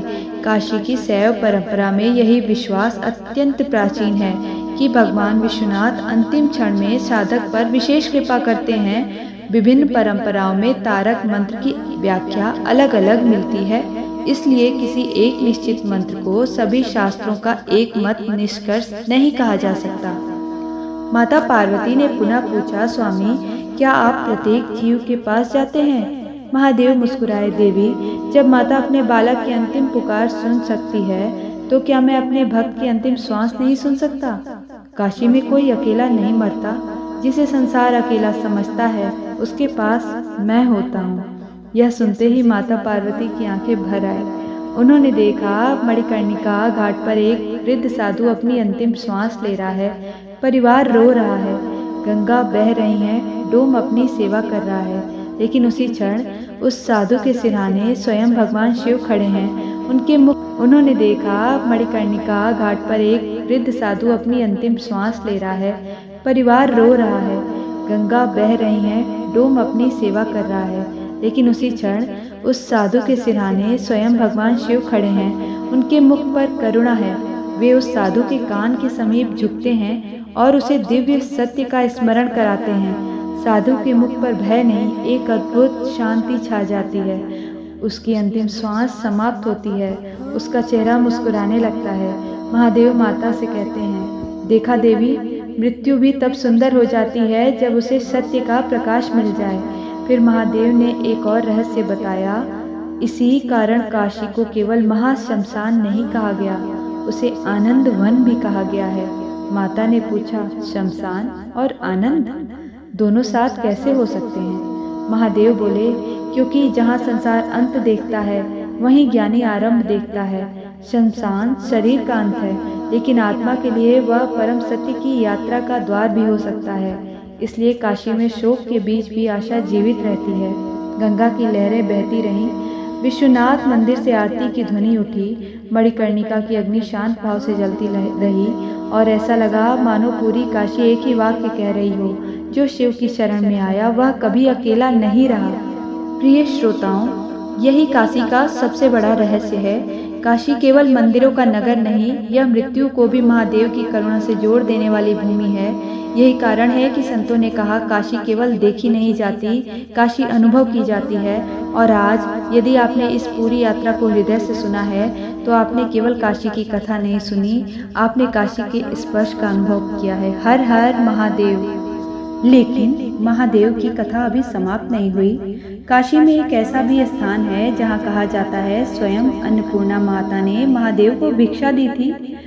उस दिन संसार को यह शिक्षा मिली, ज्ञान भी आवश्यक है, पर अन्न के बिना जीवन अधूरा है। और तभी काशी पूर्ण हुई, विश्वनाथ और अन्नपूर्णा के मिलन से। विश्वनाथ मंदिर से ओम नमः शिवाय का मधुर स्वर पूरे काशी में गूंज रहा था। उसी समय माता पार्वती ने देखा कि काशी में हर ओर आनंद है। कहीं भिक्षुक भोजन कर रहे हैं, कहीं साधु प्रसाद बांट रहे हैं, कहीं कोई भूखा नहीं दिख रहा। माता ने आश्चर्य से महादेव से पूछा, प्रभु यह कैसी नगरी है, यहाँ कोई भूखा क्यों नहीं दिखाई देता? महादेव मुस्कुराए। उन्होंने कहा, देवी, क्योंकि यह केवल मेरा ही नहीं तुम्हारा भी वास है। माता ने आश्चर्य से पूछा, मेरा? महादेव बोले, हाँ देवी, लेकिन उससे पहले तुम्हें एक घटना सुनाता हूँ। बहुत समय पहले एक दिन महादेव गहन वैराग्य में थे। उन्होंने अपने गणों से कहा, यह संसार तो केवल माया है, शरीर भी माया है, भोजन भी माया है और धन भी माया है। माता पार्वती यह सब सुन रही थी। उन्होंने शांत स्वर में पूछा, प्रभु यदि अन्न भी माया है तो क्या जीव बिना अन्न के जीवित रह सकता है? महादेव ने उत्तर दिया, आत्मा को अन्न की आवश्यकता नहीं। माता कुछ नहीं बोली। उन्होंने केवल मुस्कुराकर अपनी दिव्य शक्ति समेट ली और उसी क्षण पृथ्वी से अन्न लुप्त होने लगा। खेत सूख गए, अन्न के भंडार खाली हो गए। ऋषि मुनि प्रजा राजा सब भूख से व्याकुल हो उठे। यज्ञ रुक गए, दान रुक गया, पूजा भी कठिन हो गई। चारों ओर हाहाकार मच गया। महादेव ने देखा, भूख केवल शरीर को नहीं, मन और धर्म को भी दुर्बल बना देती है। तब उन्हें अपनी बात का गहरा अर्थ समझ में आया। उन्होंने माता को खोजा, कैलाश पर नहीं मिली, देवलोक में भी नहीं मिली, सीधे काशी पहुँचे। वहाँ उन्होंने अद्भुत दृश्य देखा। एक दिव्य स्त्री स्वर्ण सिंहासन पर विराजमान थी। एक हाथ में अन्न से भरा पात्र, दूसरे हाथ में करछी। उनके सामने अनगिनत लोग बैठे थे। कोई भूखा नहीं लौट रहा था। वह थी माँ अन्नपूर्णा। माता पार्वती ने काशी में अन्नपूर्णा का रूप धारण किया था। महादेव उनके सामने पहुँचे और उन्होंने अपना भिक्षा पात्र आगे बढ़ाया। मुस्कुराकर बोले, मुझे भी भिक्षा दीजिए देवी। माता अन्नपूर्णा मुस्कुराई। उन्होंने अपने हाथों से महादेव के पात्र में अन्न रखा और उसी क्षण मानो पूरे ब्रह्मांड में जीवन फिर से लौट आया। सूखे खेत हरे हो गए, अन्न के भंडार भर गए। यज्ञ की अग्नि फिर प्रज्वलित हुई और भूख से व्याकुल लोगों के चेहरे पर मुस्कान लौट आई। महादेव ने हाथ जोड़कर कहा, देवी, आज संसार को यह शिक्षा मिल गई कि ज्ञान और वैराग्य जितने आवश्यक हैं, उतना ही आवश्यक अन्न भी है। अन्न का अपमान करना स्वयं ईश्वर के प्रसाद का अपमान करना है। माता ने उत्तर दिया, और जो प्रेम से किसी भूखे को भोजन कराता है वह सीधे मेरे हृदय तक पहुंचता है। इसलिए आज भी काशी में यह परंपरा है कि विश्वनाथ के दर्शन के साथ अनेक श्रद्धालु श्री अन्नपूर्णा मंदिर के भी दर्शन करते हैं। संत कहते हैं, विश्वनाथ बिना अन्नपूर्णा अधूरे हैं और अन्नपूर्णा बिना विश्वनाथ। एक मोक्ष देते हैं, दूसरी जीवन देती हैं। एक ज्ञान देते हैं, दूसरी करुणा। रात गहरी होने लगी। विश्वनाथ मंदिर के स्वर्णिम शिखर पर चंद्रमा की किरणें पड़ रही थीं। महादेव और माता अन्नपूर्णा काशी को देख रहे थे। महादेव ने धीरे से कहा, जब तक इस नगरी में कोई भूखा नहीं सोने दिया जाएगा, तब तक मेरी काशी पूर्ण रहेगी। माता अन्नपूर्णा मुस्कुराईं। उनकी मुस्कान में माँ का वात्सल्य था और उसी वात्सल्य ने काशी को केवल मोक्ष की नहीं, करुणा की भी नगरी बना दिया। लेकिन काशी की कथा अभी पूरी नहीं हुई, क्योंकि एक और रहस्य अभी शेष है। क्यों कहा जाता है कि काशी में किया गया एक छोटा सा पुण्य भी अनेक गुना फल देता है? पंचक्रोशी की यात्रा का रहस्य क्या है? और क्यों कहा जाता है कि स्वयं देवता भी काशी में जन्म लेने की इच्छा रखते हैं? हम कथा के दिव्य और अंतिम चरण में प्रवेश करते हैं। यह भाग केवल इतिहास नहीं, बल्कि काशी के आध्यात्मिक रहस्य का हृदय है। पूरब के आकाश में उषा की पहली लालिमा फैल रही थी। गंगा तट के साधु अपने कमंडल भर रहे थे। दूर से शंख ध्वनि सुनाई दी। विश्वनाथ मंदिर के कपाट खुलने वाले थे। माता पार्वती ने महादेव से पूछा, प्रभु, आपने कहा था काशी केवल एक नगर नहीं, एक दिव्य मंडल है, इसका क्या अर्थ है? महादेव मुस्कुराए। उन्होंने अपना त्रिशूल धरती पर स्पर्श कराया। क्षण भर में माता पार्वती के सामने एक अद्भुत दृश्य प्रकट हुआ। उन्होंने देखा, पूरी काशी के चारों ओर एक दिव्य प्रकाश का विशाल चक्र फैला हुआ है। वह प्रकाश साधारण आंखों से दिखाई नहीं देता था। उसके भीतर अनगिनत ऋषि, सिद्ध, योगी और देवता सूक्ष्म रूप से तप कर रहे थे। माता विस्मित रह गईं। प्रभु, यह कौन सा लोक है? महादेव बोले, देवी, यह काशी का अदृश्य मंडल है। जो श्रद्धा से इसकी परिक्रमा करता है वह केवल धरती पर नहीं चलता, वह मेरे संकल्प के भीतर चलता है। महादेव ने आगे कहा, इसी कारण संतों ने पंचक्रोशी यात्रा की परंपरा स्थापित की। यात्री कई दिनों तक पैदल चलते हैं, धूप सहते हैं, वर्षा सहते हैं, थकते हैं, फिर भी चलते रहते हैं। माता ने पूछा, क्या केवल चलने से ही पुण्य मिलता है? महादेव ने उत्तर दिया, नहीं देवी, हर कदम के साथ उनका अहंकार टूटता है और जब अहंकार पीछे छूट जाता है तब आत्मा मेरे निकट आ जाती है। माता ने पूछा, क्या केवल मनुष्य ही काशी आना चाहते हैं? महादेव मुस्कुराए। उन्होंने आकाश की ओर संकेत किया। क्षण भर में माता ने देखा देवर्षि नारद बीड़ा बजाते हुए विश्वनाथ जी का गुणगान कर रहे हैं। सनक, सनंदन, सनातन और सनत कुमार ध्यान मग्न हैं। देवराज इंद्र भी विनम्र होकर गंगा को प्रणाम कर रहे हैं। देवी, देवताओं को स्वर्ग मिला है, लेकिन उन्हें भी काशी जैसी कृपा नहीं मिली, इसलिए वे भी समय समय पर यहाँ आते रहते हैं।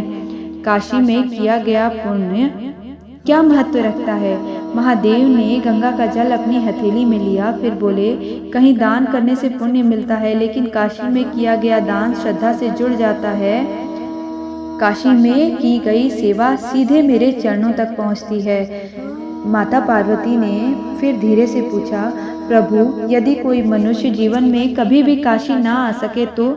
महादेव कुछ क्षण मौन रहे, फिर उनकी वाणी में वही करुणा झलक उठी। देवी, मैं स्थान का नहीं, भावना का स्वामी हूँ। जो श्रद्धा से मुझे पुकारता है, उसके हृदय में भी मैं काशी को बसा देता हूँ, और जिसे एक बार भी सच्चे मन से हर हर महादेव कहते हुए मेरी याद आ जाए, उसकी यात्रा व्यर्थ नहीं जाती। प्रिय श्रोताओं, यही काशी का सबसे बड़ा रहस्य है। काशी केवल मंदिरों का नगर नहीं, यह मृत्यु को भी महादेव की करुणा से जोड़ देने वाली भूमि है। यही कारण है कि संतों ने कहा, काशी केवल देखी नहीं जाती, काशी अनुभव की जाती है। और आज यदि आपने इस पूरी यात्रा को हृदय से सुना है, तो आपने केवल काशी की कथा नहीं सुनी, आपने काशी के स्पर्श का अनुभव किया है, उसके कण कण को महसूस किया है। नमः पार्वती पतये हर हर महादेव। जय हो बाबा विश्वनाथ की। अगर आप